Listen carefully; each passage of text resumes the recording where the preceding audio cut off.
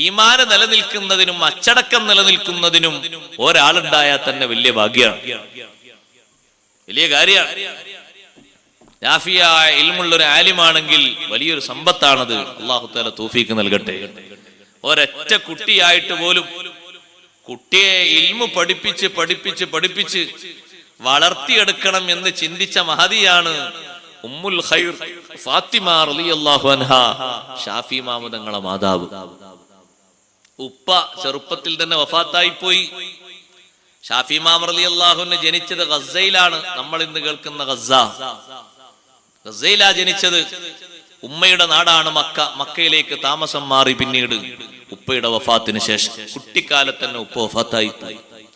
ഉമ്മയാണ് വളർത്തിയത്. ആ ഉമ്മയാണ് ഇത്രയും വലിയ ഇൽമിന്റെ ഉയർച്ചയിലേക്ക് ആ കുട്ടിയെ കൈപിടിച്ചുയർത്തിയത്. എന്തൊരു വലിയ സന്തോഷവതിയാണ് ആ ഉമ്മ. എത്ര വലിയ സ്ഥാനവും ബഹുമാനവുമാണ് അല്ലാഹു തആല ഉമ്മാക്ക് നൽകിയത്. നമ്മളെപ്പോഴും കാണേണ്ട ഒരു കാഴ്ചയാണ്. നിങ്ങൾ കണ്ടില്ലേ ആ സയ്യിദ് അവറുകളുടെ ഖാജാ തങ്ങളുടെ ഉപ്പയുടെ നിയ്യത്ത് പോലെ മകനും അതാ ഖാജാ തങ്ങൾ ഇൽമു പഠിക്കാൻ വേണ്ടി പോയി. വിവിധ നാടുകളിലേക്ക് പോയി. ബഗ്ദാദിൽ തന്നെ ഒരു നഗരമാണ് മദീനത്തു ഹാറൂൻ. ഹാറൂൻ നഗരം, ഹാറൂൻ സിറ്റി. ഹാറൂൻ സിറ്റി ഇന്നും ബഗ്ദാദിൽ അറിയപ്പെടുന്ന ഒരു നഗരമാണ്. അവിടെ ഏതാ ബഹുമാനപ്പെട്ട ശൈഖ് ഉസ്മാനുൽ ഹാറൂനി റളിയല്ലാഹു അൻഹു ഉണ്ട്. പല ഭാഗങ്ങളിൽ നിന്നും കിതാബ് ഓതി പഠിച്ചു. ഔലിയാക്കൾ മുഴുവനും അങ്ങനെയാണ്. കിതാബ് ഓതി പഠിക്കുന്നതിൽ, ഇൽമു പഠിക്കുന്നതിൽ വലിയ പരിഗണന നൽകിയ മഹാന്മാരാണ്. ശൈഖ് ജീലാനി റളിയല്ലാഹു അൻഹു ഒക്കെ ജീവിച്ചിരിക്കുന്ന കാലഘട്ടമാണത്. ശൈഖ് ജീലാനി റളിയല്ലാഹു അൻഹു പറഞ്ഞില്ലേ, ദറസ്തുൽ ഇൽമ ഹത്താ സുർതു ഖുതുബാ വനിൽതു സഅദ മിൻ മൗലൽ മവാലി. ധാരാളം ഇൽമു പഠിച്ച് പഠിച്ച് പഠിച്ച് അങ്ങനെ ഞാൻ ഖുതുബായി തീർന്നു. അല്ലാഹു തആല ഒരു സന്ദർഭത്തിൽ എന്നെ ഖുതുബാക്കി അങ്ങ് പ്രഖ്യാപിച്ച് ജനങ്ങളിലേക്ക് അങ്ങ് ഇറക്കിയതല്ല. ഒരുപാട് ഇൽമു പഠിച്ച് ഞാൻ ഔന്നത്യത്തിലേക്ക് ഉയർന്നു. ആ പഠിക്കുന്ന ഇൽമു അപ്പോൾ തന്നെ ജീവിതത്തിൽ പ്രാവർത്തികമാക്കി. പഠിക്കുന്നത് എന്താണോ അത് കുറഞ്ഞ കാലം കഴിയാൻ കാത്തു നിന്നില്ല. ഇന്ന് പഠിക്കുന്നത് ഇന്ന് തന്നെ, നാളെ പഠിക്കുന്നത് നാളെ തന്നെ, അങ്ങനെ അങ്ങ് പ്രാവർത്തികമാക്കി മുന്നോട്ട് നീങ്ങിയപ്പോ റബ്ബ് സുബ്ഹാനഹു വ തആല ഖുതുബിന്റെ വലിയ സ്ഥാനം നൽകി. ഒരുപാട് കൊല്ലം ഇൽമു പഠിച്ച ശേഷം ഉസ്മാനുൽ ഹാറൂനി റളിയല്ലാഹു അൻഹു കണ്ടു. മഹാനവറുകളെ സവിധത്തിൽ ഇൽമു പഠിച്ചുകൊണ്ടും ശിഷ്യത്വം സ്വീകരിച്ചുകൊണ്ടും അവിടെ ഒരുമിച്ചുകൂടി. സുബ്ഹാനല്ലാഹ്, അപ്പോഴാണ് വലിയ വലിയ പണ്ഡിതന്മാര് ഉസ്മാനുൽ ഹാറൂനി റളിയല്ലാഹു അൻഹുവിന്റെ അടുത്ത് വരുന്നത്, ഖാജാ തങ്ങൾ കാണുന്നത്. ആ പണ്ഡിതന്മാരിൽ നിന്നൊക്കെ ഇൽമു സ്വീകരിക്കാൻ ഉസ്മാനുൽ ഹാറൂനി തങ്ങൾ ഖാജാ തങ്ങളോട് പറഞ്ഞു. 20 വർഷക്കാലം അവിടെ ജീവിക്കുമ്പോ തികഞ്ഞ സുഹൃദിലാണ് ജീവിച്ചത്. ആ കാലഘട്ടത്തിൽ ജീവിതത്തിന്റെ രസങ്ങൾ, സുഖങ്ങൾ എല്ലാം മാറ്റിവെച്ചു പോയി. എല്ലാ സുഖങ്ങളും മാറ്റിവെച്ചിട്ട് മഹാനവറുകൾ ഇബാദത്തിന്റെ മധുരമാണ് അവിടെ വെച്ച് നേടിയെടുക്കുന്നത്. സുബ്ഹാനല്ലാഹ്, അങ്ങനെ ഖാജാ തങ്ങളുടെ ജീവിതം പിന്നെ മുന്നോട്ട് പോകുന്ന 70 വർഷക്കാലം രാത്രി സമയത്ത് നിസ്കാരവും പകൽ സമയത്ത് നോമ്പുമാണ്. ഖാജാ തങ്ങളുടെ ശിഷ്യന്മാരിൽ വലിയൊരു ശിഷ്യനാണല്ലോ ഖുതുബുദ്ദീൻ ബഖ്തിയാർ കാക്കി ദഹ്ലവി. ഡൽഹിയിൽ വിശ്രമിക്കുന്ന വലിയ മഹാൻ ഖുതുബുദ്ദീൻ ബഖ്തിയാർ തങ്ങൾ അവര് പറയുന്നു, അതേ 70 വർഷക്കാലം ഉസ്മാനുൽ ഹാറൂനി തങ്ങളിൽ നിന്ന് വിട്ട ശേഷം 70 വർഷക്കാലം ഖാജാ തങ്ങൾ ജീവിക്കുമ്പോ ഏതെങ്കിലും ഒരു സമയത്ത് മാത്രമേ ഖളാഉൽ ഹാജത്തിന് വേണ്ടി, ആവശ്യ നിർവഹണത്തിന് വേണ്ടി മഹാനവറുകൾ പോകാറുള്ളൂ. മിക്ക സമയത്തും ഉളൂഇലാണ്. കാന യുസല്ലി സുബ്ഹ ബിവുളൂഇൽ ഇശാ, അധികവും ഇശാ നിസ്കരിച്ച വുളൂ കൊണ്ട് തന്നെ സുബ്ഹി നിസ്കരിക്കുന്നു. ഒരു ചെറിയ ഉണക്കറൊട്ടിയുടെ കഷ്ണം ഉപയോഗിച്ച് നോമ്പ് തുറക്കുന്നു. എല്ലാ ദിവസവും 2 ഖത്മ് ഖുർആൻ ഓതുന്നു. എത്ര വലിയ അമലാ സഹോദരങ്ങളെ, ഔലിയാക്കള അമല്. അള്ളാഹുവിലേക്ക് അവരെ ശരീരത്തിന്റെ സൗന്ദര്യം അമല് നോക്കിയാൽ തന്നെ മനസ്സിലാകും. അള്ളാഹുവിലേക്ക് അവർ അടുക്കുന്ന അമല് എത്രമാത്രമാണ് അവർക്കുള്ളത്.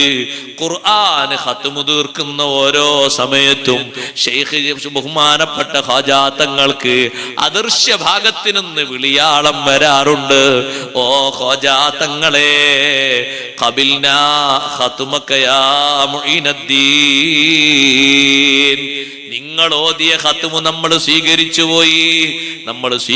പോയി എന്നൊരു വിളിയാളം ഖാജാ തങ്ങൾക്ക് ലഭിക്കാറുണ്ട്. അമലിന്റെ സ്വീകാര്യതയെ കുറിച്ച് വീണ്ടും വീണ്ടും അള്ളാഹുവിന്റെ ഭാഗത്തു നിന്നുള്ള പ്രചോദനമാണ്. നല്ലോണം അമല് ചെയ്ത് ഇൽമു കൊണ്ട് അമല് ചെയ്ത് മുന്നോട്ടങ്ങനെ നീങ്ങിയിട്ട് തസ്കിയത്തിന്റെ മാർഗങ്ങളൊക്കെ സ്വീകരിക്കുമ്പോ ഇടക്കിടക്ക് ഉസ്മാനുൽ ഹാറൂനി തങ്ങൾ ഖാജാ തങ്ങളോട് ഓരോ വലീഫ കൊടുത്തത് നിർവഹിക്കാൻ വേണ്ടി പറയും. ചിലപ്പോ നിസ്കരിക്കാൻ പറയും, 2 റക്അത്ത് നിസ്കരിക്കണം. 1-ാമത്തെ റക്അത്തിൽ 1000 തവണ ഖുൽ ഹുവല്ലാഹു അഹദ് ഓതണം. 2-ാമത്തെ റക്അത്തിൽ 2000 തവണ ഖുൽ ഹുവല്ലാഹു അഹദ് ഓതണം. അങ്ങനെ പറയും പോലെ നിസ്കരിക്കുന്നു. പിന്നെ ചില ഘട്ടങ്ങളിലൊക്കെ സ്വലാത്ത് കൊണ്ട് നിർദ്ദേശിക്കുന്നു. ചില സന്ദർഭങ്ങൾ വരുമ്പോ 101 സ്വലാത്ത് ചൊല്ലണം, 1001 സ്വലാത്ത് ചൊല്ലണം. അങ്ങനെ കുറെ അമലുകൾ നിർദ്ദേശിച്ചുകൊണ്ട് അവസാനം ബഹുമാനപ്പെട്ട ഖാജാ തങ്ങൾ പരിശുദ്ധമായ ഹജ്ജിന് ഉംറയ്ക്ക് വേണ്ടി പുറപ്പെട്ട് അതേ ഹജ്ജും ഉംറയും കഴിഞ്ഞ് മദീന മുനവ്വറയില് റിയാദിലായി കഴിയുമ്പോ, അവിടെ ഇബാദത്തിലായി കഴിഞ്ഞുകൂടുമ്പോ പലപ്പോഴും ഖാജാ തങ്ങള് ഖുർആൻ ഖത്മ് തീർത്തും 1000 തവണ ഇഖ്ലാസ് സൂറത്ത് ഓതിയും അതാ ഇടക്കിടക്ക് റൗളയിൽ പ്രവേശിച്ചുകൊണ്ട് നിസ്കാരങ്ങൾ തുടരെ നിർവഹിച്ചും അങ്ങനെ ദീർഘമായ കാലം അവിടെ കഴിച്ചു കൂട്ടുമ്പോ അഷ്റഫുൽ ഖൽഖ് സയ്യിദുനാ റസൂലുള്ളാഹി സ്വല്ലല്ലാഹു അലൈഹി വസല്ലമ തങ്ങൾ മഹാനവർകളെ വിളിച്ചുകൊണ്ട് പറയുന്നു, ഖാജാ തങ്ങളെ വിളിച്ചുകൊണ്ട് പറയുന്നു, സിയാറത്തിന്റെ ഇടക്ക് മനാമിലായി പറഞ്ഞു എന്നും യഖ്ളത്തിലായി പറഞ്ഞു എന്നും 2ഉം റിപ്പോർട്ട് കാണാം. നിങ്ങൾ പോകണം, ഈ നാട് വിട്ട് നിങ്ങൾ പോകണം, ഹിന്ദുസ്ഥാനിലേക്ക് പോകണം, ഇന്ത്യയിലേക്ക് പോകണം, ജനങ്ങളെ തൗഹീദിലേക്ക് ക്ഷണിക്കാൻ വേണ്ടി, നേർമാർഗത്തിലേക്ക് പോകാൻ വേണ്ടി ഇന്ത്യയുടെ ചിത്രം പോലും നബി സല്ലല്ലാഹു അലൈഹി വസല്ലമ തങ്ങൾ ഖാജാ തങ്ങൾക്ക് കാണിച്ചു കൊടുത്തു എന്ന് കാണാം. ഇന്ത്യയിലേക്ക് വരാൻ വേണ്ടി വിവിധ ഭാഗങ്ങളിൽ നിന്നുള്ള ഒരുപാട് ശിഷ്യന്മാർ ഖാജാ തങ്ങളെ കൂടെയുണ്ട്. മഹാനവറുകൾ പുറപ്പെടാൻ തീരുമാനം ഉറച്ചപ്പോ ഉസ്മാനുൽ ഹാറൂനി തങ്ങൾ എല്ലാവിധ പൊരുത്തവും സമ്മതവും നൽകി. ആ കാലഘട്ടത്തിൽ ഷെയ്ഖ് ജീലാനി റളിയല്ലാഹു അൻഹു ജീവിച്ചിരിക്കുന്ന കാലമാണ്. ഹിജ്റ 632 ബഹുമാനപ്പെട്ട ഖാജാ തങ്ങൾ വഫാത്താകുന്നത്. 500-ാം നൂറ്റാണ്ടിലാണ് ഖാജാ തങ്ങളുടെ ജീവിതം. ബഹുമാനപ്പെട്ട ഷെയ്ഖ് ജീലാനി റളിയല്ലാഹു അൻഹുവിനോടൊപ്പം സഹവസിച്ച് 5 മാസവും ചില്ലറ ദിവസവും ഖാജാ തങ്ങൾ കൂടിയിട്ടുണ്ട്. അവിടുത്തെ നിർദ്ദേശങ്ങളും സ്വീകരിച്ചിട്ടുണ്ട്. ഇന്ത്യയിലേക്ക് പുറപ്പെടാൻ വേണ്ടി ഒരുങ്ങുമ്പോ മഹാനവറുകൾ പറഞ്ഞു, 40 ആളുകൾ എന്റെ കൂടെ വരണം. എല്ലാം സമർപ്പിക്കാൻ കഴിയുന്ന 40 ആളുകൾ അത്ര വന്നാൽ മതി. 40ഉം 60ഉം 70ഉം 80ഉം നല്ല ഇഷ്ടം പോലെ ആളുകൾ കൂടെയുണ്ട്. 40 ആള് മാത്രം വന്നാൽ മതി. ആ 40 ആളുകളെയും കൂട്ടിയിട്ട് ഇന്ത്യയിലേക്ക് വരാൻ തീരുമാനിച്ചു. അങ്ങനെ വിവിധ സ്ഥലങ്ങളിൽ നിന്ന് ഖാജാ തങ്ങൾക്കും ശിഷ്യന്മാർക്കും നിർദ്ദേശങ്ങൾ കിട്ടി, സ്വീകരണങ്ങൾ കിട്ടി. വരുന്ന വഴിയിൽ ഒരുപാട് മഹാന്മാരെ പല ഭാഗങ്ങളിലും കണ്ടിട്ടുണ്ട്, അവരെയൊക്കെ സന്ദർശിച്ചിട്ടുണ്ട്. ഹയാത്തിലുള്ളവരെയും വഫാത്തായവരെയും സന്ദർശിച്ചിട്ടുണ്ട്. മഹാനവറുകൾ ശിഷ്യന്മാരെ കൂട്ടി നേരെ എത്തുന്നത് ഡൽഹിയിലാണ്. ഡൽഹിയിൽ വന്ന് അവിടെ താമസമാക്കി കുറച്ചു കാലം അവിടെ താമസിച്ചു. അവരുടെ ജീവിതത്തിന്റെ വിശുദ്ധിയും അവരുടെ ജീവിതത്തിന്റെ പ്രത്യേകതകളും മനസ്സിലാക്കി പല ഭാഗങ്ങളിലും ജനവിഭാഗങ്ങൾ ഖാജ തങ്ങളിലേക്ക് അടുത്തുകൂടി, സംസാരിക്കുന്നു, കാര്യങ്ങൾ ചോദിച്ചു പഠിക്കുന്നു, ഹിദായത്തിന്റെ മാർഗം അവർ സ്വീകരിക്കുന്നു.